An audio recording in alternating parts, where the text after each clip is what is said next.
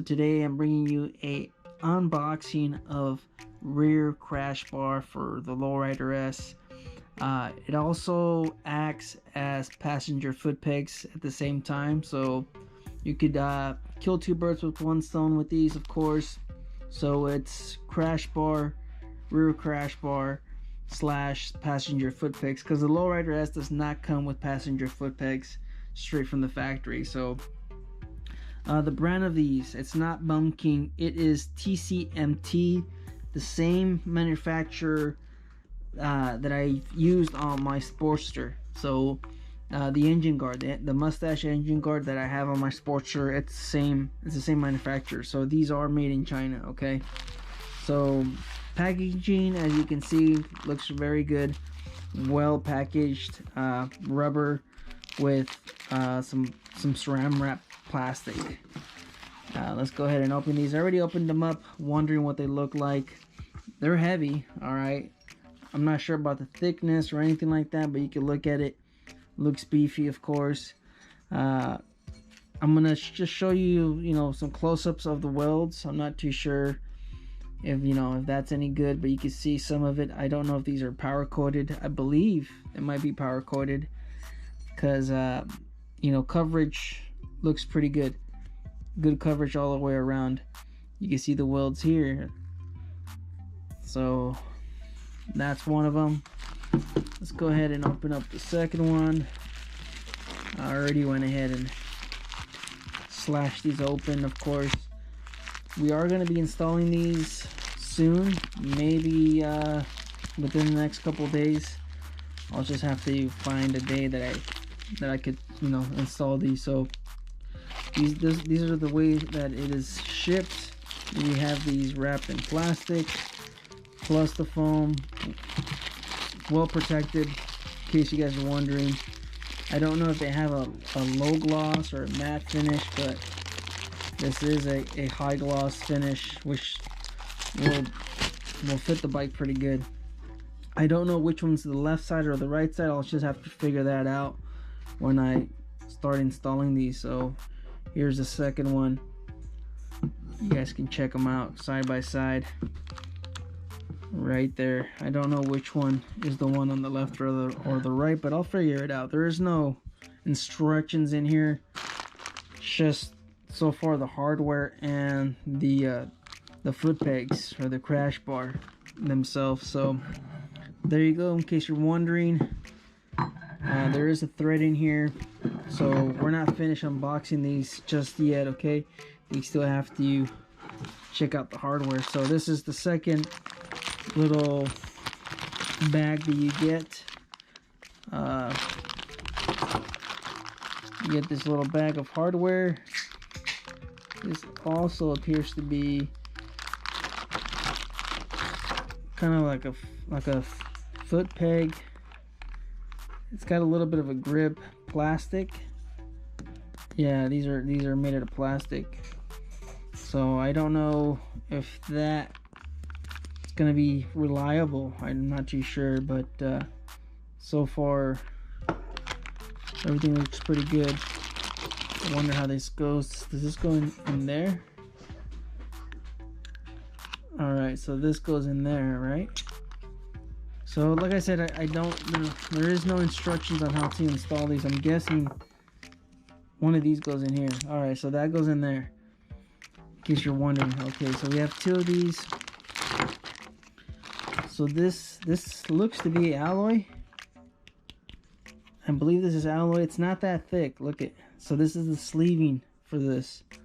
So maybe this just makes it a little bit more durable.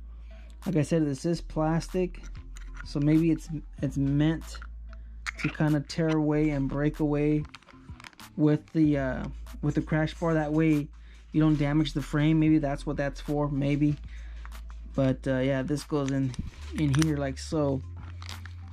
And then maybe they do this so you could replace these. You know what I'm saying?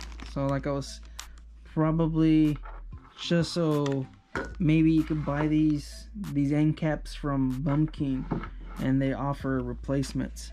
So yeah, that just goes in there. This one of course goes in there on that one. And then this is the mounting hardware, and this goes in here. I guess there's no washers, but I have washers myself. Maybe I'll probably put some washers on there, but there you go. So you have the two main bolts, these rubber pads or these rubber pegs, and then you have just 4 bolts for the mounting of these crash bars. So stay tuned for the install. There's the unboxing of these. Of course, these do cost a lot less than the Bumpkin one. Maybe you're looking for cheaper alternatives. Are these going to be crash tested? I don't know. I mean, hopefully I don't have to put them to the test, but it's better than nothing. And here we are installing the rear frame sliders / passenger foot pegs. So this is just me loosening up that little plastic cover on these bolts, and then I grabbed the needle nose pliers and just gave it a counterclockwise twist to these, and they were able to come off fairly easy. Just takes a little bit of effort just to grab that plastic head. So anyways, easy. You guys can see it's super simple to take these off. Not that difficult. All right, or if it is difficult, just give it a couple counterclockwise turns.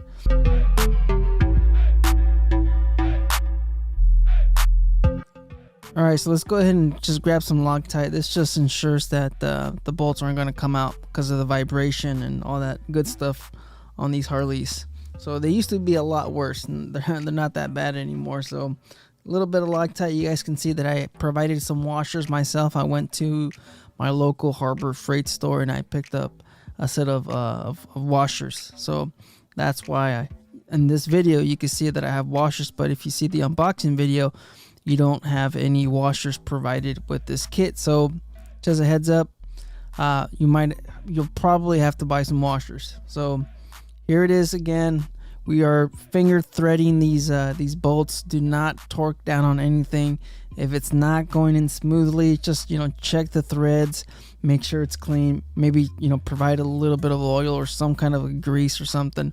But you do not want to cross thread anything. So you can see that I've evenly distributed the torque on these bolts. All right, you go up and down until it's fully seated, and then you start cranking down on these bolts. Just I mean, this is just a precaution. You don't want to snap anything. You don't want to break the bolts themselves, and then you have to do another trip. So here we are installing the slider itself. It's made out of high rubber material. It's pretty solid in my opinion, but I believe you could also get these in different lengths. This, I believe, is about a 4-inch frame slider. They also sell them in 6 inches. So it's up to you guys. If you guys want this a little bit further out, you could, of course, you could buy that separately. So yet again, more Loctite on this thing, and this just ensures that the bolt's not gonna come out during all the vibration. So here comes the difficult part of the installation, is we have to remove the bracket. So this might depend on your bike, on what type of exhaust you have, but for the most part, I believe most aftermarket pipes, you'll have to remove your muffler, and you'll have to remove the actual bracket for your aftermarket exhaust. So this is just one of the things that you have to do. I believe even for the stock exhausts, other folks mentioned that they had to remove the mufflers themselves to kind of get enough room and clearance to get an Allen head bolt, or to get a Allen wrench or an Allen key in there, and remove this bolt right here, the one that I'm cranking down. So you can see I am also using a pipe on this ratchet. That just gives me a little bit more leverage. If you're having difficult breaking these bolts, of course, get a pipe, and it just gives you a little bit more leverage on the on that bolt, and it just makes it a little bit easier to go ahead and get this stuff off. So there's a tip. If you guys don't know, then you guys can use that when you're trying to remove this, because we do have, of course, Loctite, and we also have some pressure on these bolts because it's on the frame. So just showing you how this goes. You want to install the frame slider underneath your bracket, and that's because the bracket itself, you can see it's a little bit, it's got a shape, it's got an L to it around where the frame slider mounts. So more Loctite, of course. And on this other part right here towards the bottom, of course, of the frame slider and the bracket, because we are adding about 1/4 inch of the frame slider, we have to kind of, even out that spacing. So I'm using a thick, heavy washer combined with a regular washer, and that's a little bit under 1/4 inch, but it's pretty close. You guys can see it just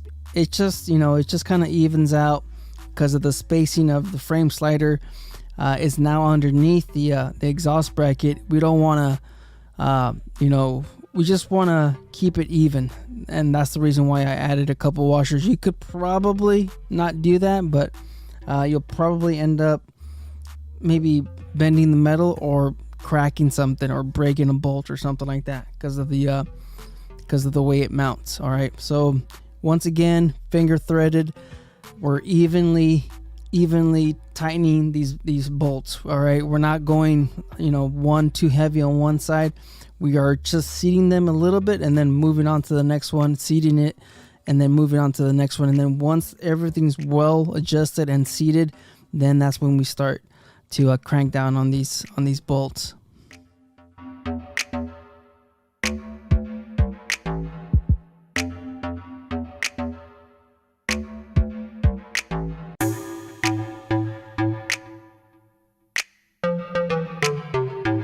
So yes, for the most part, the installation's super easy, super simple. Of course, I just had trouble removing the muffler. That was probably the most time-consuming part of this installation, but everything else went back on easy peasy.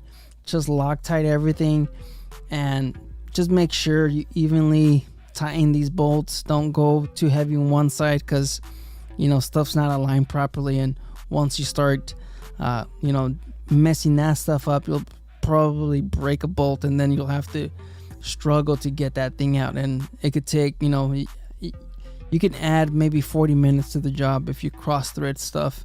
And if you don't have the proper tools, then now you have to go make a trip to your hardware store and do all that good stuff. So this is just me putting the bike back together. Thanks again. If you guys have any questions, leave them in the comments. I've already ridden the bike for a little bit. It does feel a little bit odd having the frame sliders right behind my calves, because I'm just used to being able to just walk the bike, backing it up, and of course being at stoplights. I'm not completely used to it. It's just something that I'll probably have to get adjusted, since I've owned the bike for going on 3 years maybe now, close to 3 years.